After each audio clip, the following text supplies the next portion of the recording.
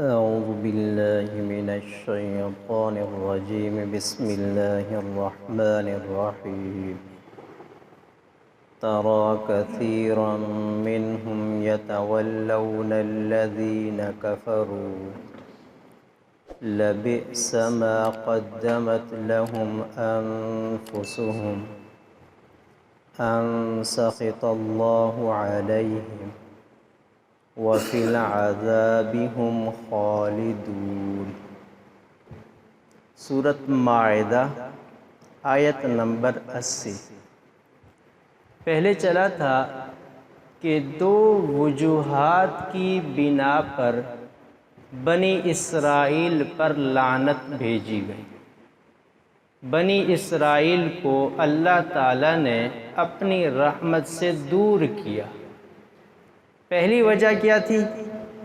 كانوا لا يتناهون عن منکر فعلوا، کہ وہ گناہ سے نہیں روکتے تھے، نہ ہی عن المنکر ان کی زندگیوں سے ختم ہو چکی تھی۔ پہلی وجہ۔ دوسری وجہ آج کی آیت تَرَى كَثِيرًا مِّنْهُمْ يَتَوَلَّوْنَ الَّذِينَ كَفَرُوا، کہ وہ کفار سے دوستی کرتے تھے۔ ان دو وجوہات کی بنا پر اللہ تعالیٰ نے انہیں اپنی رحمت سے دور فرما دیا۔ نبی کریم صلی اللہ علیہ وسلم کی احادیث مبارکہ جو مفسرین نے اس آیت کی تفسیر میں لکھی ہیں، پیارے پیغمبر نے فرمایا کہ جب میری امت میں یہ دو چیزیں آ جائیں گی تو میری امت کو بھی اللہ تعالیٰ اپنی رحمت سے دور فرما دیں گے۔ میری امت کے اندر جب یہ دو چیزیں آ جائیں گی، پہلی چیز کہ وہ گناہوں سے نہیں روکیں گے، خود تو بچیں گے اور کنارہ کش ہو جائیں گے، یا گناہ گاروں کو اپنے سینوں سے لگا لیں گے، ان کو ان کی برائی کا احساس تک بھی نہیں کروائیں گے۔ اور دوسرا یہ ہے کہ اہل کفر سے ان کی دوستیاں بڑھتی چلی جائیں گی۔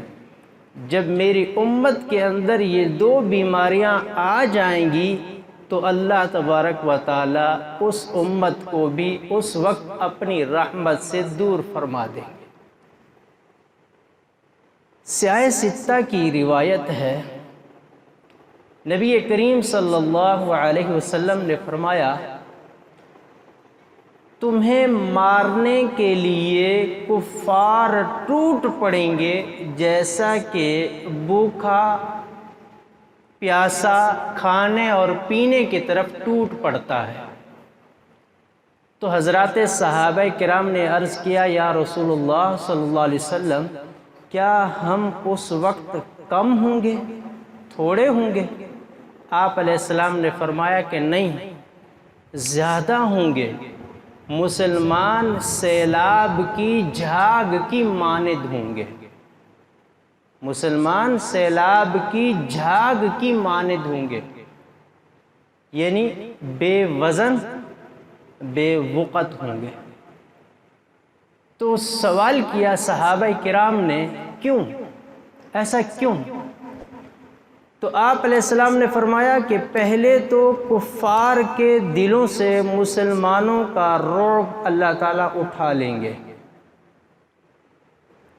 کفار کے دلوں سے مسلمانوں کا جو رعب اور دبدبہ ہوگا وہ اللہ تعالیٰ ان سے اٹھا لیں گے۔ اور دوسرا، اللہ تبارک و تعالیٰ مسلمانوں کے دلوں میں وہن ڈال دیں گے۔ قالوا یا رسول اللہ صلی اللہ علیہ وسلم مل وہن، صحابہ کرام نے عرض کیا یا اے اللہ کے نبی یہ وہن کیا چیز ہے؟ آپ علیہ السلام نے فرمایا حب الجاہ و کراہت الموت، کہ دنیا سے محبت اور موت سے ڈر یہ وہن ہے۔ جب میری امت کے اندر یہ چیز پیدا ہو جائے گی تو اس وقت اللہ تبارک و تعالی مسلمانوں کا دبدبہ روب کفار کے سینوں سے اٹھا لیں گے۔ آج اگر اس آیت کو، ان 2 آیات کو اور اس حدیث کو سمجھیں اور آج کے حالات دیکھیں، مسلمانوں کی تعداد 2 ارب کے غالباً لگ بھگ ہے، 2 ارب کے، اور یہود کی تعداد تقریباً 2 کروڑ کے برابر ہے۔ اب 2 ارب یہ دعا مانگ رہے ہیں، اے اللہ ابابیل بھیج جو 2 کروڑ پر آ کر پتھر پھینکے۔ یہ مذاق نہیں ہے، یہ مذاق نہیں ہے کیا؟ آج جو ہم پریشان ہیں، کیوں پریشان ہیں؟ اس لیے کہ جب مجھے اپنی کرسی کا خطرہ ہوتا ہے تو میں بلا لیتا ہوں وہاں سے کہ آئیں میری مدد کریں، وہ آ جاتے ہیں، ہمارے خرچے پہ بیٹھ جاتے ہیں، اڈے لے لیتے ہیں، سارے اخراجات تم پر ڈال دیتے ہیں۔ آج جتنے بھی اسلامی ممالک ہیں وہاں جو اڈے ان کو ملے ہوئے ہیں، یہود کو صرف اس وجہ سے ملے ہوئے ہیں، کسی کو یہی ڈر ہے کہ ہمارا اقتدار چھن جائے گا، کسی کو یہ ڈر ہے کہ ہم سے یہ بادشاہت ختم ہو جائے گی، کسی کو یہ ڈر ہے کہ ہمارا دشمن ہم سے مغلوب رہے گا، کہ ہماری دوستی اس سے ہے۔ اس حدیث سے آپ خود بتائیں کہ مسلمانوں کی کثرت کا تو کوئی ہے ہی نہیں نا، کہ کثیر تعداد ہوں گے، کثرت تو ہے، کثرت بے وقت ہو گئی ہے۔ اصل کیا ہے؟ ایمانی طاقت ہے، کہ جب ایمانی طاقت ہوگی تو پھر ہے وقت بھی ہوگی، دشمنوں کے اندر اللہ تبارک و تعالی رعب اور دبدبہ بھی ڈالیں گے۔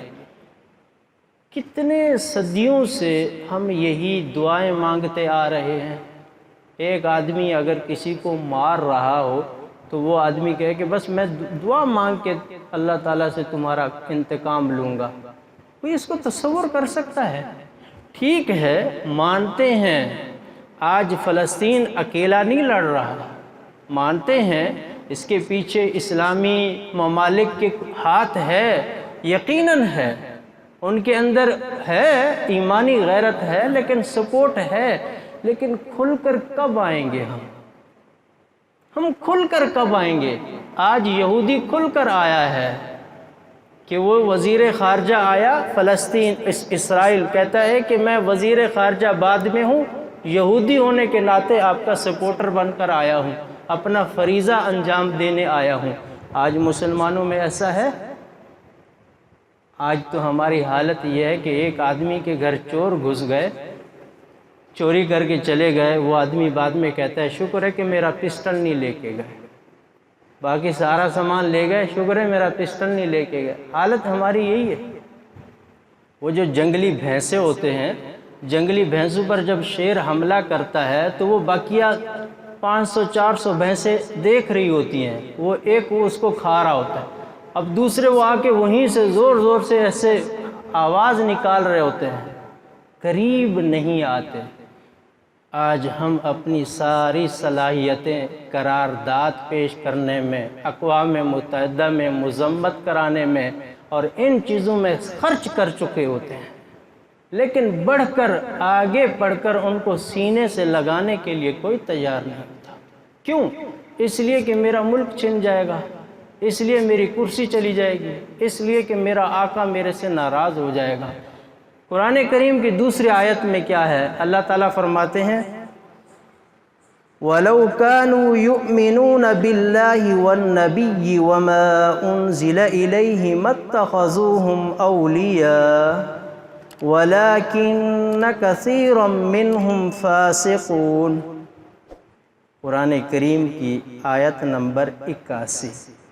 اللہ تعالیٰ فرماتے ہیں کہ اگر یہ اللہ پر ایمان رکھتے، نبی کریم صلی اللہ علیہ وسلم پر ایمان رکھتے، اپنی کتاب پر ایمان رکھتے، کبھی یہ یہود کو، کبھی یہ کفار کو دوست نہ بناتے، کبھی بھی یہ ان کو دوست نہ بناتے۔ کیوں؟ اس لیے کہ قرآن اور حدیث کے اندر یہ تعلیمات موجود ہیں کہ کفار کبھی مسلمانوں کے دلی دوست نہیں بن سکتے، کبھی بھی نہ بن سکتے ہیں، کہ یہ تعلیمات سے غافل ہیں۔ وَكَثِيرٌ مِّنْهُمْ فَاسِقُونَ، کیا کریں، کثرت کے ساتھ فسق میں مبتلا ہیں۔